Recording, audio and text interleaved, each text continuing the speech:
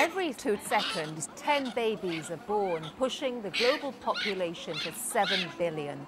At the forefront, India, which experts estimate will overtake China as the most populous nation on the planet within 20 years, even as India's growth levels off. So just how is this nation coping with such a dramatic increase? Here's our story.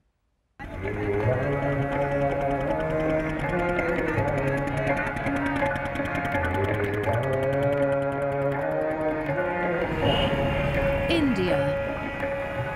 It's home to nearly 20% of the world's population. A sea of people flood the streets of main cities, including New Delhi, one of the most densely populated, where more than 10,000 people squeeze into every square kilometre. And a steady stream arrives daily.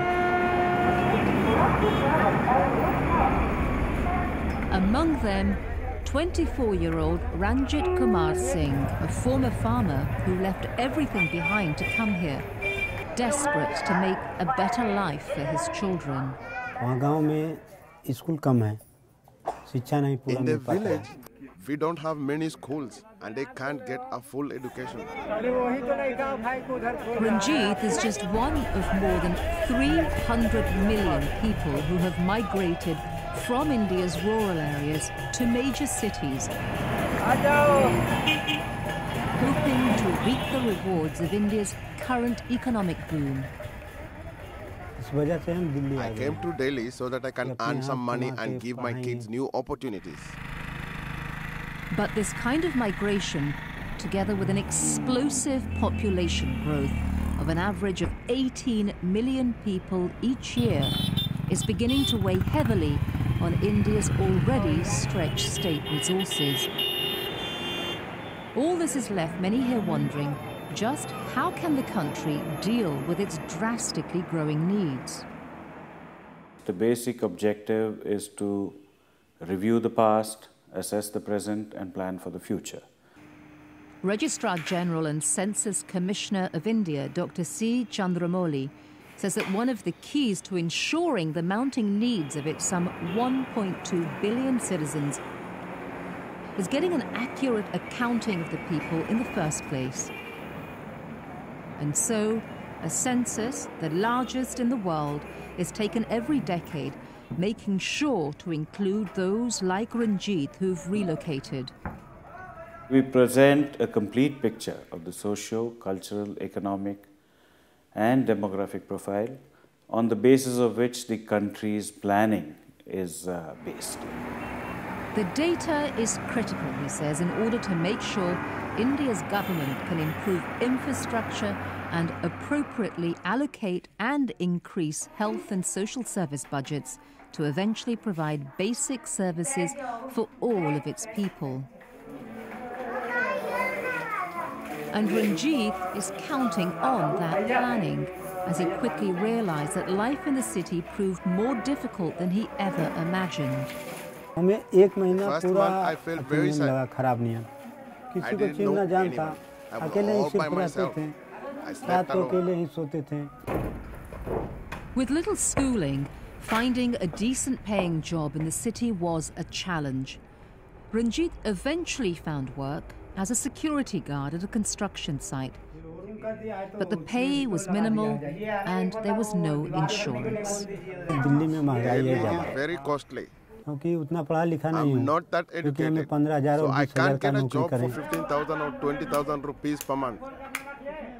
Ranjit now makes only 6,000 rupees monthly, the equivalent of little more than $100. He did manage to pinch his pennies and 2 years later saved enough to bring his wife Anju and their 2 sons to live with him. And from there, things slowly began to turn. Ranjit is getting ready to enroll his children in school, and while he doesn't have formal insurance, the family does have more access to medical care than they did in his village.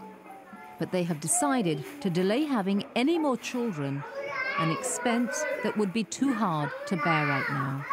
A lot of our work in India is addressed to providing good quality, temporary contraceptive methods to people so that when they want them, they can have them. Ina Singh is the Assistant Representative of the United Nations Population Fund, UNFPA, in India. She says that voluntary family planning efforts like Ranjit's and Anju's, as well as large-scale efforts to help slow the rate of India's population growth, also plays a crucial role in helping the country keep pace with its burgeoning needs. There has to be a range of contraceptive services, including female and male sterilization, but also including spacing methods. Methods, she says, that include encouraging young couples to postpone having children until a few years into marriage.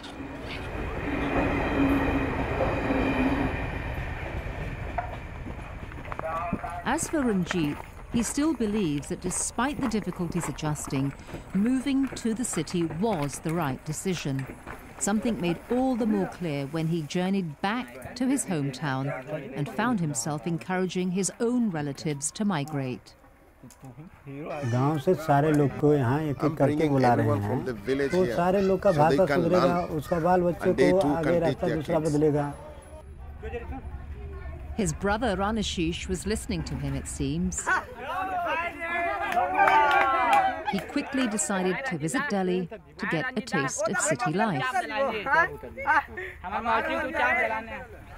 For now, Ranjit and his family, like the hundreds of millions of others who risked everything to start over from scratch, are left to dream and hope that their country can keep pace with its staggering rise.